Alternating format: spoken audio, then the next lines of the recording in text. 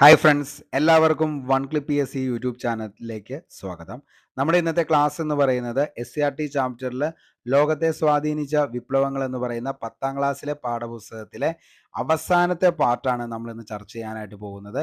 ഇന്ന് നമ്മൾ ചർച്ച ചെയ്യാൻ പോകുന്ന ടോപ്പിക്ക് ചൈനീസ് വിപ്ലവമാണ്. അപ്പോൾ ഇതുവരെയുള്ള ബാക്കിയുള്ള വിപ്ലവങ്ങളെക്കുറിച്ച് നിങ്ങൾക്ക് ക്ലാസ് വേണമെന്നുണ്ടെങ്കിൽ താഴെ ഡിസ്ക്രിപ്ഷൻ ബോക്സിൽ പോയി കഴിഞ്ഞാൽ അതിൻ്റെ ലിങ്ക് അവിടെ അവൈലബിൾ ആയിരിക്കും.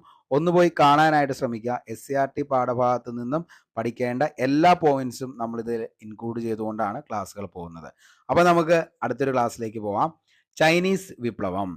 വിദേശാധിപത്യത്തിനും രാജവാഴ്ചയ്ക്കുമെതിരായ വിപ്ലവങ്ങൾക്ക് 20ാം നൂറ്റാണ്ടിൽ ചൈന സാക്ഷ്യം വഹിച്ചു. ലോകത്തിന്റെ മറ്റു ഭാഗങ്ങളിൽ നടപ്പിലാക്കിയതിൽ നിന്നും വ്യത്യസ്തമായ രണ്ട് നയങ്ങളായിരുന്നു യൂറോപ്യൻ രാഷ്ട്രങ്ങളും അമേരിക്കയും ഉൾപ്പെടെ കൊളോണിയൽ ശക്തികൾ ചൈനയിൽ സ്വീകരിച്ചത്. അവയായിരുന്നു എന്തെന്ന് പറയുന്നത് കറുപ്പ് വ്യാപാരവും അതേപോലെ തന്നെ തുറന്ന വാതിൽ നയവും. അപ്പോൾ അതെന്തൊക്കെയാണെന്നുള്ളത് നമുക്ക് നോക്കാം. അതായത് കറുപ്പ് വ്യാപാരം. ചൈനീസ് ഉൽപ്പന്നങ്ങളായ പട്ട്, തേയില, മൺപാത്രങ്ങൾ എന്നിവയ്ക്ക് യൂറോപ്പിൽ വളരെയധികം ജനപ്രീതി ഉണ്ടായിരുന്നു. ഇവയുടെ കയറ്റുമതിയിലൂടെ ചൈന വൻതോതിൽ ലാഭം നേടി. എന്നാൽ ചൈനയിലേക്ക് ഇറക്കുമതി ഇല്ലാതിരുന്നതിനാൽ യൂറോപ്യൻ വ്യാപാരികൾക്ക് നഷ്ടം സംഭവിച്ചു. ഇത് പരിഹരിക്കാനായി ഇംഗ്ലീഷ് വ്യാപാരികൾ ചൈനയിലേക്ക് ലഹരി പദാർത്ഥമായ കറുപ്പ് ഇറക്കുമതി ചെയ്തു. ഇത് ചൈനയുടെ വ്യാപാരത്തെയും ഇതിൻ്റെ ഉപയോഗം ചൈനീസ് ജനതയുടെ മാനസിക നിലയെയും പ്രതികൂലമായി ബാധിച്ചു. ഇതോടെ സാമ്പത്തികമായും മാനസികമായും ചൈനക്കാർ അടിമത്തത്തിലായി. അപ്പോൾ എന്തായിരുന്നു കറുപ്പ് വ്യാപാരം എന്നുള്ളത് മനസ്സിലായി കാണുമല്ലോ. കാരണം ചൈനീസ് ഉൽപ്പന്നങ്ങളായ പട്ട്, തേയില, മൺപാത്രങ്ങൾ എന്നിവയ്ക്ക് യൂറോപ്പിൽ വളരെയധികം ജനപ്രീതി ഉണ്ടായിരുന്നു. ഇവയുടെ കയറ്റുമതിയിലൂടെ ചൈന എന്ത് ചെയ്തു? വൻതോതിൽ ലാഭം ഉണ്ടാക്കുകയാണ്.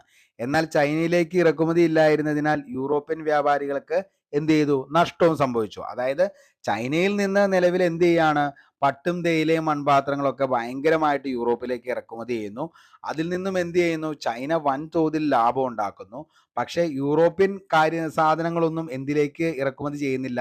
ചൈന എന്ന് പറയുന്ന രാജ്യത്തേക്ക് ഇറക്കുമതി ചെയ്യുന്നില്ല. അതുകൊണ്ട് തന്നെ എന്ത് ചെയ്യാണ്? യൂറോപ്യൻ വ്യാപാരികൾക്ക് കടുത്തമായ നഷ്ടവും ഈ ചൈനക്കാരോട് വൻ അസൂയയുമാണ് എന്ത് ചെയ്യുന്നത്? ഉണ്ടാകുന്നത്. ഇത് പരിഹരിക്കാനായിട്ടാണ് ഈ പറയുന്ന ഇംഗ്ലീഷ് വ്യാപാരികൾ ചൈനയിലേക്ക് ലഹരി പദാർത്ഥമായിട്ടുള്ള കറുപ്പ് ഇറക്കുമതി ചെയ്യാണ്.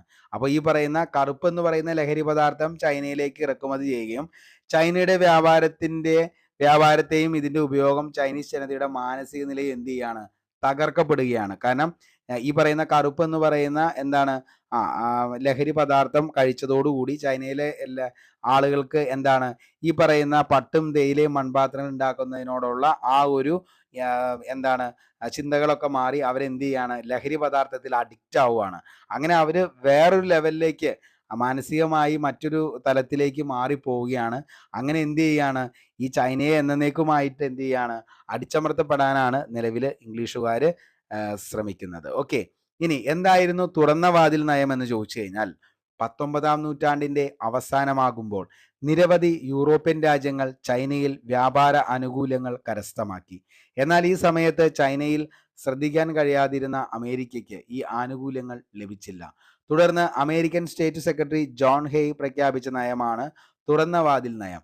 ഈ നയമനുസരിച്ച് ചൈനയുടെ കമ്പോളങ്ങളിൽ എല്ലാ രാജ്യങ്ങൾക്കും തുല്യ അവകാശവും അവസരവും ഉണ്ടെന്ന് അമേരിക്ക വാദിച്ചു. ചൈന വിവിധ രാജ്യങ്ങളുടെ സ്വാധീന മേഖലയായി വിഭജിക്കപ്പെട്ടു. അമേരിക്കയ്ക്ക് ചൈനയിൽ ഇടപെടാൻ അവസരം ഒരുക്കുക എന്നതായിരുന്നു ഈ നയത്തിൻ്റെ ലക്ഷ്യമെന്ന് പറയുന്നത്. ഓക്കെ, അപ്പോൾ 19ാം നൂറ്റാണ്ടിൻ്റെ അവസാനം നിരവധി യൂറോപ്യൻ രാജ്യങ്ങൾ എന്ത് ചെയ്യാണ്?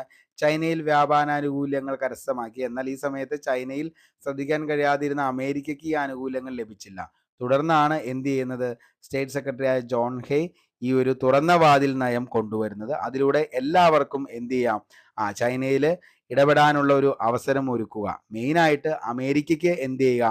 ചൈനയിലെ മേൽ ഒരു ആധിപത്യം ഉണ്ടാക്കുക എന്നതായിരുന്നു അതിൻ്റെ തുറന്ന വാതിൽ നയം എന്നതിൻ്റെ ഏറ്റവും മെയിൻ ആയിട്ടുള്ള ആവശ്യം അല്ലെങ്കിൽ കാരണം എന്ന് പറയുന്നത്. അപ്പോൾ ഈ പറയുന്ന കറുപ്പ് വ്യാപാരവും തുറന്ന വാതിൽ നയവും എന്താണെന്നുള്ളത് മനസ്സിലായിട്ടുണ്ടാവും.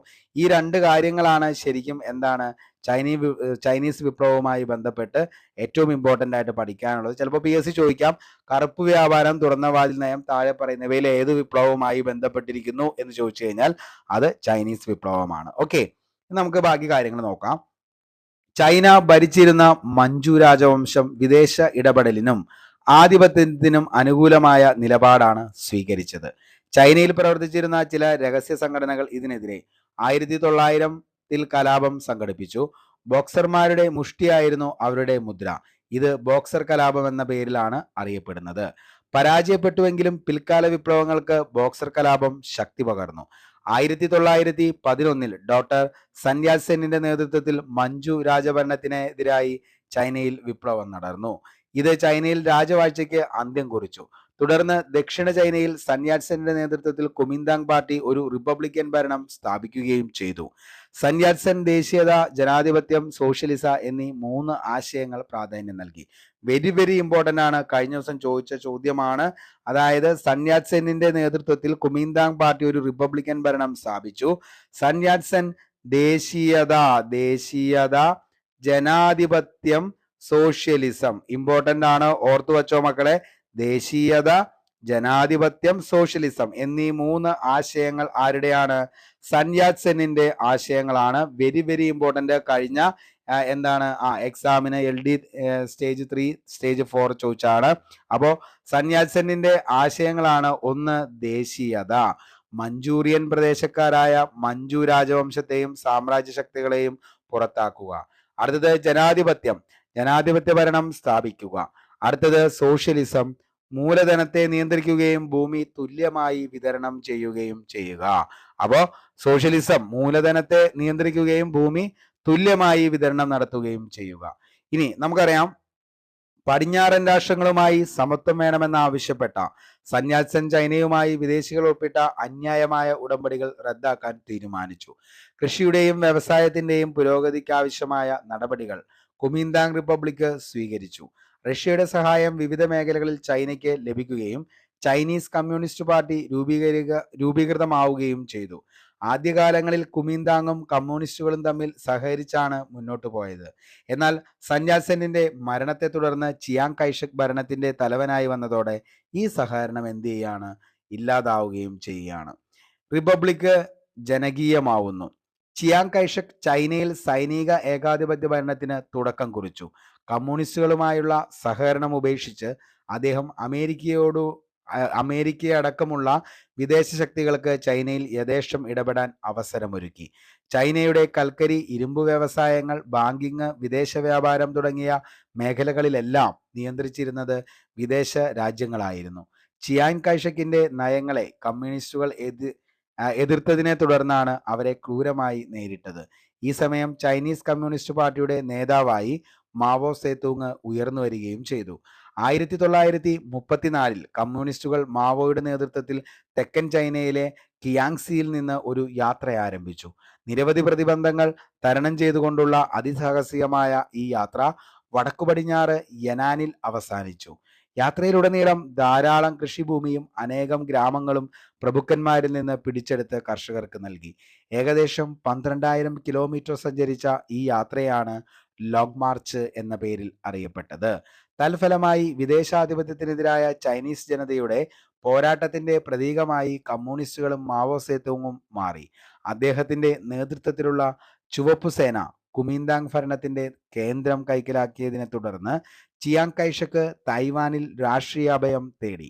1949 ഒക്ടോബർ 1 ചൈന മാവോ സേതൂങ്ങിന്റെ നേതൃത്വത്തിൽ ജനകീയ ചൈന റിപ്പബ്ലിക്കായി മാറി. സ്വാതന്ത്ര്യം നിഷേധിക്കപ്പെട്ട ജനത ലോകത്തിന്റെ വിവിധ ഭാഗങ്ങളിൽ നടത്തിയ വിപ്ലവങ്ങളെ കുറിച്ചാണ് നമ്മൾ ഈ പറയുന്ന എല്ലാ വിപ്ലവങ്ങളിലും പറഞ്ഞുകൊണ്ടിരുന്നത്. അതേപോലെ തന്നെ ലോകത്തെ സ്വാധീനിച്ച വിപ്ലവങ്ങളെ നമുക്ക് മൊത്തത്തിൽ ഇങ്ങനെ നോക്കാം. അതായത് അമേരിക്കൻ സ്വാതന്ത്ര്യ സമരം ഇംഗ്ലണ്ടിലെ കോളനി വാഴ്ചയ്ക്കെതിരായിട്ടായിരുന്നു. ആരൊക്കെയായിരുന്നു അതിന് നേതൃത്വം വഹിച്ചത്? George Washington, Thomas Jefferson, Thomas pain. Okay, ഇനി അടുത്ത ലോകത്തെ മാറ്റിമറിച്ച വിപ്ലവങ്ങളിലൊന്നാണ് ഫ്രഞ്ച് വിപ്ലവം. സ്വേച്ഛാധിപത്യത്തിനും ഫ്യൂഡൽ വ്യവസ്ഥയ്ക്കും എതിരായി വോൾട്ടയർ, റൂസോ, മൊണ്ടസ്ക്യുവാണ് അതിൻ്റെ അകത്തെ പ്രധാനപ്പെട്ട ചിന്തകരെന്ന് പറയുന്നത്. ലാറ്റിൻ അമേരിക്കൻ വിപ്ലവം. സ്പെയിൻ്റെയും പോർച്ചുഗലിൻ്റെയും ആധിപത്യത്തിനെതിരായിട്ടായിരുന്നു എന്ത് ലാറ്റിൻ അമേരിക്കൻ വിപ്ലവം. ഫ്രാൻസിസ്കോ മിറാൻഡ, സൈമൺ ബൊളീവർ, അതേപോലെ തന്നെ ജോ സെഡിസാൻ മാർട്ടിൻ എന്നിവരായിരുന്നു അതിൻ്റെ മെയിൻ ആയിട്ടുള്ള വക്താക്കൾ. റഷ്യൻ വിപ്ലവം. രാജവാഴ്ചയ്ക്കും ഫ്യൂഡൽ വ്യവസ്ഥയ്ക്കും എതിരായി. അതിൻ്റെ അകത്ത് മെയിൻ ആയിട്ടുള്ള രണ്ട് ആളുകളായിരുന്നു കെരൻസ്കിയും അതേപോലെ തന്നെ ലെനിൻ ട്രോട്സ്കിയും. നമ്മൾ പറഞ്ഞു, അതായത് മെൻഷെവിക്കുകൾ പാർട്ടി ആരുടെയായിരുന്നു? അലക്സാണ്ടർ കെരൻസ്കിയുടെയും. അതേപോലെ തന്നെ ബോൾഷെവിക്കുകളായിരുന്നു ലെനിൻ്റെയും ട്രോട്സ്കിയുടെയും. അടുത്തതാണ് ചൈനീസ് വിപ്ലവം. വിദേശാധിപത്യത്തിനും ഫ്യൂഡൽ വ്യവസ്ഥയ്ക്കും മഞ്ജു രാജവംശ വാഴ്ചയ്ക്കും എതിരായി സൻയാറ്റ് സിംഗും അതേപോലെ തന്നെ മാവോ സേതുങ്ങും. സൻയാറ്റ് സിംഗിന്റെ 3 ആശയങ്ങൾ എപ്പോഴും PSC എന്ത് ചെയ്യാറുണ്ട്? ചോദിക്കാറുമുണ്ട്. അപ്പോൾ ലോകത്തെ മാറ്റിമറിച്ച വിപ്ലവങ്ങളായിരുന്നു അമേരിക്കൻ സ്വാതന്ത്ര്യ സമരം, ഫ്രഞ്ച് വിപ്ലവം, ലാറ്റിൻ അമേരിക്കൻ വിപ്ലവം, റഷ്യൻ വിപ്ലവം, ചൈനീസ് വിപ്ലവം. അങ്ങനെ നമ്മൾ 5 വിപ്ലവങ്ങളും അതുമായി ബന്ധപ്പെട്ട എല്ലാ വസ്തുതകളും SCERT ചാപ്റ്ററിൽ നിന്നുള്ളത് പഠിച്ചു കഴിഞ്ഞു. നിങ്ങൾക്ക് വീഡിയോ ഇഷ്ടപ്പെട്ടെങ്കിൽ ഉറപ്പായിട്ടും ലൈക്ക് ചെയ്യുക. നിങ്ങളുടെ അഭിപ്രായം താഴെ കമൻറ്റ് ബോക്സിൽ രേഖപ്പെടുത്തുക. പുതിയൊരു വീഡിയോയുമായി നമുക്ക് വീണ്ടും കണ്ടുമുട്ടാം. അതുവരത്തേക്കും short break. Signing off. Arun Kombanadan. Thank U.